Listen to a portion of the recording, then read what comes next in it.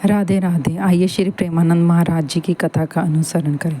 धर्म में चल रहे हैं, इन अधर्मियों का विनाश करो। असहाय जन हैं, उनकी सहायता करो। कौन सा ऐसा धर्म है जो दूसरे का अहित करके पुष्ट होता हो? वो धर्म नहीं, वो अधर्म है। इसलिए अभी पता चला, दूसरों को दुख देना, भयभीत करना, आतंक मचाना स्वभाव होता है। कोई भी महापुरुष ऐसा किसी भी धर्म की रचना नहीं की जिसमें जो असहाय है, निर्बल है या जो निरापराधी है उनका विनाश किया जाए। नहीं, इनकी बुद्धि भ्रष्ट है। ये शासन के द्वारा ही काबू में किए जा सकते हैं। एक आदमी लाखों को पीड़ित कर रहा है, एक आदमी देश को भयभीत कर रहा है, ऐसा नहीं।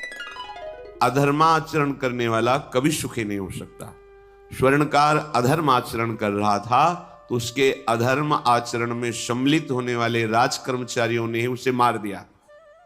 उसका स्वर्ण ले लिया, धन ले लिया और उसे बॉक्स में बंद करके वो निकल ही रहे थे कि वो जो धर्म पे चलना ठाना था उन्होंने देख लिया। बाहर निकले, उनका ये क्या है? अब वो तो फंस गए, क्योंकि बॉक्स में उसकी लाश थी और सब बैग झोला में स्वर्णाभूषण धन था। उन्होंने तुरंत उसको कहा, आवाज मत दीजिएगा, देखो हम तुम्हें हिस्सा दे देंगे। ये जो धन हमारे पास है इसको हम 3 हिस्से में बांट लेंगे और इसको हम नष्ट कर देते हैं। कोई जानेगा नहीं, हम राज कर्मचारी हैं, किसी तरह का फसाव नहीं होगा। उन्होंने कहा, ये मैं अधर्म का कार्य नहीं कर सकता। मैं तो अब हल्ला मचाऊंगा, सबको बुलाऊंगा और बताऊंगा कि तुमने इसकी हत्या की है और इसका धन अपहरण कर रहे थे। अब राज कर्मचारी, उन्होंने सोचा हमारी ड्यूटी भी जाएगी, धन भी जाएगा, सजा भी मिलेगी। दोनों ने इशारे में ही बात कर ली और हल्ला मचा के दौड़ पाए, पकड़ो इसे, पकड़ो, जाने न पाए। उसे पकड़ लिया। लोग इकट्ठा हुए, क्या हुआ? देखो ये धन अपहरण करके जा रहा था, इसकी हत्या कर दी। तो हम लोग गश्त लगा रहे थे तो हमें शंका हुई, आए तो देखा ये पकड़ा गया। जो धर्म से चल रहा था उसको पकड़ लिया। अब तो प्रमाण, राज कर्मचारी खुद गवाही देने के लिए तैयार, उसे बंद किया गया। देने के लिए तैयार, उसे बंद किया गया। मुकदमा हुआ। वो बार बार जज के सामने यही कहता था, जिसकी कसम खवाओ हम कसम खा लेते हैं। हमने बिल्कुल ये कार्य नहीं किया, ये लोग ये कार्य कर रहे थे, हमने इनको रोका तो इन्होंने मुझे साझेदारी के लिए, पर मैंने वो स्वीकार नहीं किया तो फिर इन्होंने ऐसा किया। पर उसकी कौन बात माने? राज कर्मचारी गवाही। मुकदमा लंबा खिंचा, उसे जेल में रखा गया। हर बार आके वो यही प्रार्थना करता। कई वर्ष तक चलता रहता मुकदमा। जेल का उसे बड़ा कष्ट भोगना पड़ता। वो विचार करता कि मैं अगर हिस्सा ले लेता तो बच जाता, लेकिन धर्म से चल रहा था तो देखो मुझे कष्ट भोगना पड़ा। मुझे लगता है भगवान के दरबार में न्याय नहीं है, धर्म रक्षा नहीं करता, ऐसा लगता है। एक दिन आया और रोक करके यही बात कही जज के सामने कि मुझे लगता है भगवान नहीं है, क्योंकि मैं बार बार सत्य को साक्षी करके कहता हूं कि मैंने ये कर्म नहीं किया और मुझे दंड दिया जा रहा है, मुझे क्लेश दिया जा रहा है धर्म से चलने के कारण। अगर मैं सम्मिलित हो जाता तो मुझे तीसरा हिस्सा मिलता और बिल्कुल बात शांत होती। ये क्या धर्म है, कहां भगवान है? जज ने इस पर गौर किया। कई वर्ष वो जेल भोगता रहा, मुकदमा चलता रहा। तब जज ने गौर किया कि बार बार ये कहता है इसकी जांच की जाए। तो हत्याकांड होते ही रहते हैं। एक शव आया वहां, जज ने मंगवाया था, जो पोस्टमार्टम के लिए जाता है, मंगवाया और कहा देखो इसका कोई नहीं है, अंतिम संस्कार के लिए अपने ही लोगों को जाना है। तो 2 कर्मचारी जो थे सरकारी, जो स्वर्ण चोरी में सम्मिलित थे, उनको और उसको कहा कि बस तुम थोड़ी देर नदी के किनारे बैठे रहना, हम और लोगों को लेकर के आते हैं। और एक आदमी को छुपा के बैठा लिया और राज कर्मचारी नदी के किनारे शव को लेकर बैठे। उसको देखा, जिसको बहुत कष्ट दिया जा रहा था, सारा आरोप उसके ऊपर था, जो धर्म से चल रहा था। उसे कहा, माना नहीं ना? अगर मान लेता तो तीसरा हिस्सा भी मिल जाता, बात वहीं खत्म हो जाती है। देखा, फंसा दिया, तेरे को आजीवन कारावास मिलेगा, कोई नहीं बचा सकता तेरे को। मेरी बात नहीं मानी, कह रहा था हल्ला मचाऊंगा, ऐसा वैसा। अब भोग, तो जज के द्वारा जो एकांत में बैठाला हुआ आदमी था उसने पूरी बात सुनी, इसीलिए ये नाटक रचा गया था। तीनों को बुलाया और कहा तुम निर्दोष हो उस धर्मात्मा से, स्वयं इनकी आवाज से हमने सुना ये कह रहे थे जो तुम बात कह रहे थे। तो उसने कहा कि ये तो ठीक है, अब निर्णय ठीक कर दिया, लेकिन अब कई वर्षों से मैं दंड भोग रहा था, ये कौन सा न्याय है? किस अपराध के कारण? मैं तो धर्म से चल रहा था, इसमें किंचन मात्र मेरा कोई अपराध नहीं था, फिर कई वर्ष से मैं सजा क्यों भोग रहा था? बार बार प्रताड़ना, नाना प्रकार के कष्ट क्यों भोगा मैं? जज ने कहा तुम हृदय को साक्षी करके बताओ, क्या कोई ऐसा अपराध किया है जिसका प्रकाश ना हुआ हो और तुम्हें दंड ना मिला हो? हम अब उसका कोई दंड थोड़ी तुम्हें देंगे, लेकिन तुम्हारे अंदर जो भगवान के प्रति आरोप है उसका निराकरण हो जाएगा। उसने कहा हाँ, यौवन अवस्था में मैंने किसी स्त्री को ऐसा ऐसा, और वो विरोध करने पर भी उसे मार दिया और आज तक बात कोई प्रकाशित नहीं हुई। तो बोले फिर भगवान को क्यों दोष देते हो? वो कर्म तुम्हारा दंड अगर मिल जाता तो नष्ट हो जाता, वो कर्म सुरक्षित है। उसी कर्म ने तुम्हें यहां अधर्म ना होने पर भी फंसाया और देखो तुम्हें भोगना पड़ा। तो निश्चित समझो, यदि आप अधर्म के द्वारा कोई भी सुख साधन करेंगे तो आप नष्ट होंगे। अधर्म के द्वारा आप धन आदि छीनना चाहेंगे तो आप नष्ट होंगे। अधर्म कर दिया है और उसका प्रायश्चित नहीं हुआ तो वो कर्म सुरक्षित है। ऐसी जगह फंसाएगा जहां 100% आपने कोई अपराध नहीं किया पर आपको उसका दंड भोगना पड़ेगा। फिर आपको लगेगा कि न्याय में अन्याय हो रहा है, कोई भगवान नहीं है। देखो मैंने बिल्कुल कसम खा के कहता हूं पाप नहीं किया, पर ये पाप का जो आरोप लगा वो पूर्व पाप आकर के तुम्हें दंडित कर रहा है। अब इस कर्म विधान को ये बहिर्मुख लोग क्या जानते हैं? तभी कहते हैं अरे कहां भगवान, कैसे भगवान? आज तुम धर्म से चल रहे हो, लेकिन कल तुमने जो कर्म किया तो तुम शरणागत होकर भजन के द्वारा उसको नष्ट नहीं किया ना, तो वो सुरक्षित है। अवश्य में भोक्तव्यम कृतम कर्म शुभाशुभम। इसलिए श्री भगवान आदेश कर रहे हैं यज्ञार्थात् कर्मणोन्यत्र लोकोयम कर्म बंधनः तदर्थम कर्म कौन्ते मुक्त संगः समाचर। हो जाओगे, न काम तुम्हें अधीन कर पाएगा, न पाप अधीन कर पाएगा, परमानंद में डूब जाओगे। केवल प्रभु के लिए कर्म करो। ये अगरबत्ती, धूप बत्ती, आरती, पूजा प्रभु को अपना नहीं माना तो ये थोड़ा शुभ कर्म बन गया, बस ये तुम्हारा प्रायश्चित नहीं होगा।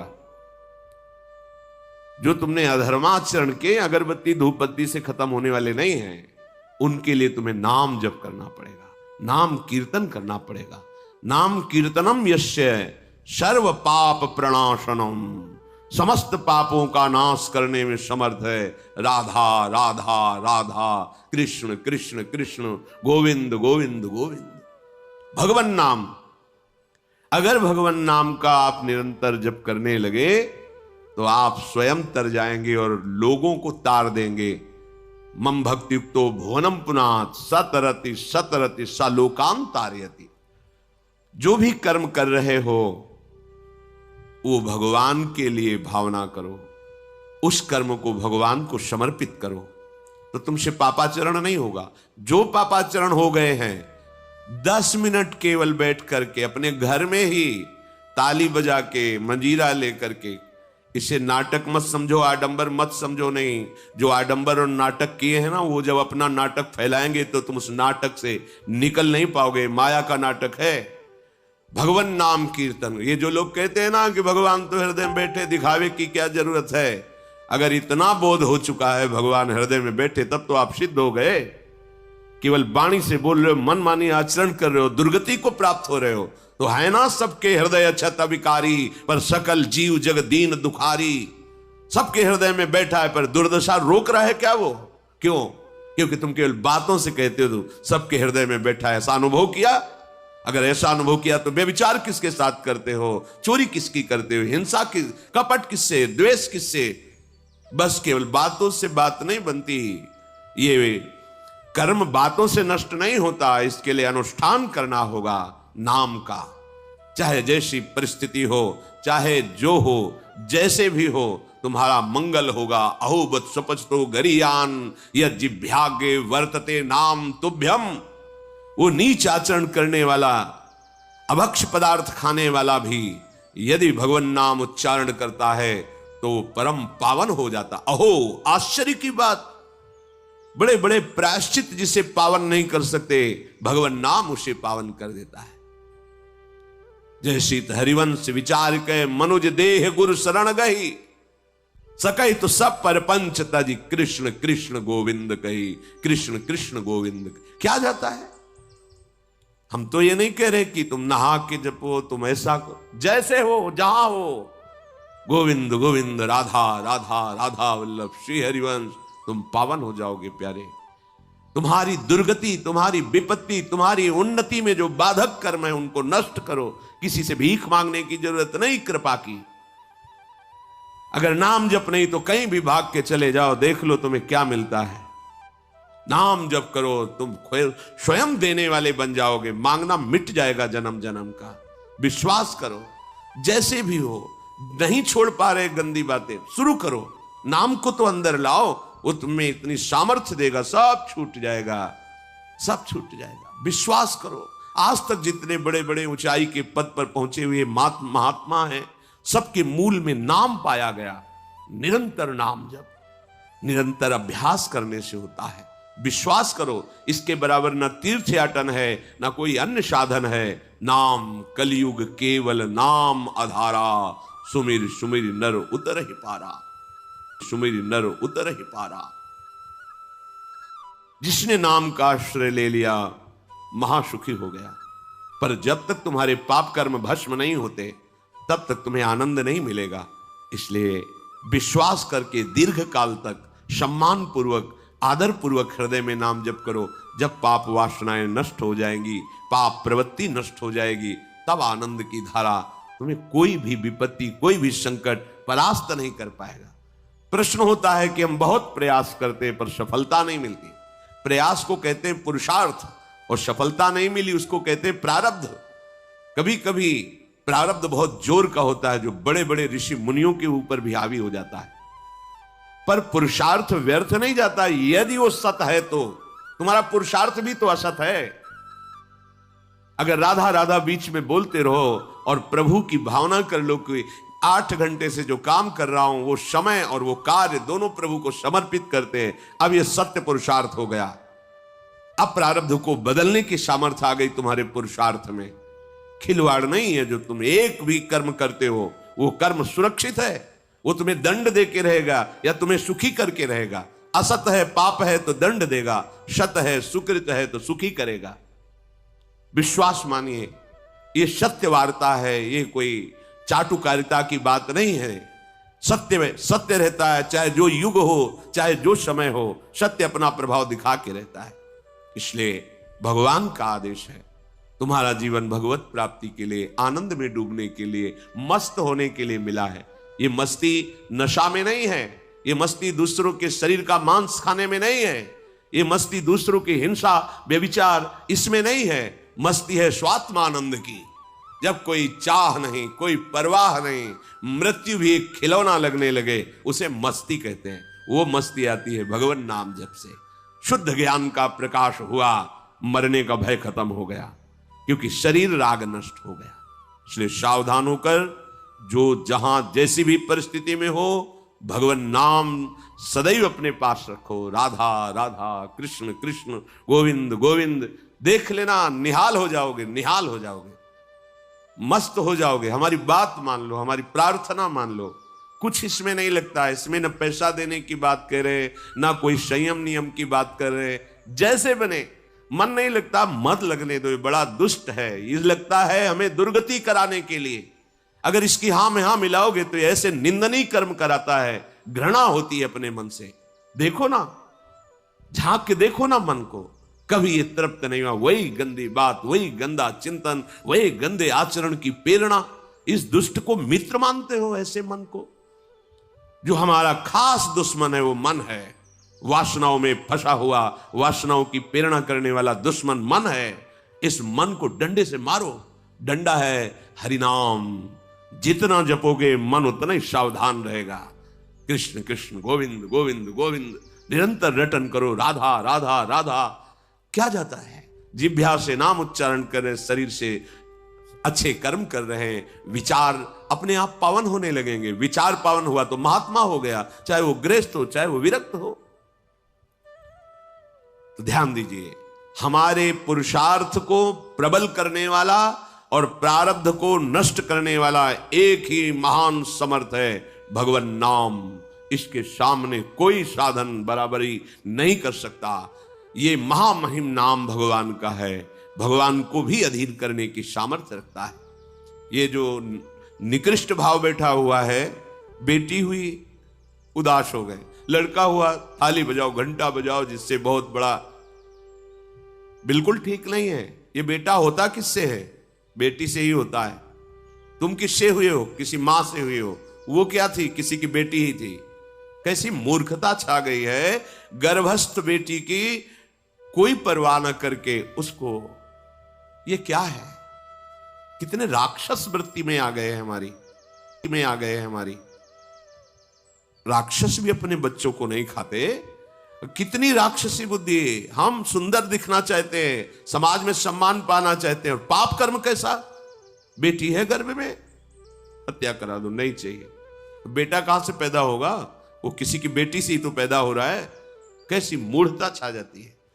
वैसे भी शास्त्र में स्त्री हत्या करना बहुत बड़ा महापाप कहा गया है। फिर भ्रूण हत्या, गर्भ हत्या, गर्भस्थ शिशु की, उसमें भी कन्या, सर्वनाश। कौन सा पाप किया भगवान ने ऐसा कर दिया? अरे अपने डायरी में तो लिखा करो कि तुमने कौन से पाप किए हैं। फिर जब परिणाम आवे तो सोचोगे तो लगेगा बहुत हल्के में निपाट रहे हैं भगवान, हमें तो बहुत कष्ट मिलना चाहिए। कैसी कैसी निर्दयता बैठ गई हो। हम मनुष्य कहलाते हैं, सदगृहस्थ कहलाते हैं, गर्भ से चलते हैं और गर्भस्थ शिशु की हत्या करते हैं। मान जाओ, ना सत्संग सुन रहे हो, ना शास्त्र स्वाध्याय कर रहे हो, इसलिए तुम्हें पता नहीं कि तुम कौन सा पाप कर रहे हो। ऐसे ये पाप, कुछ पाप ऐसे हैं जिनको वज्र की लीक कहा गया। वज्र की लीक में मिटाल नहीं सकते, तुम्हें भोगना पड़ेगा। जो गृहस्थ है और संतान नहीं है, उस जीवन को सार्थक करने के लिए अपने गृहस्थ जीवन का त्याग करो, तीर्थ धाम कहीं वास की व्यवस्था करो और दोनों मिलकर भजन करो, अपने शरीर को पूरा करो, तो जीवन सार्थक हो जाएगा। अगर गृहस्थ है, संतान है, पढ़ाओ लिखाओ, उसको उसी योग्य करो जैसे तुम्हारे माता पिता ने किया है, तो तुम उस ऋण से मुक्त हो जाओगे। और फिर भी भजन करो, भजन ही तुम्हें भगवान की प्राप्ति कराएगा। दूसरा, जो अपने धर्म से भ्रष्ट हो चुका है, उसका जीवन व्यर्थ है। आपका एक धर्म है, सबसे पहला धर्म है मनुष्य धर्म। मनुष्य का क्या कर्तव्य है?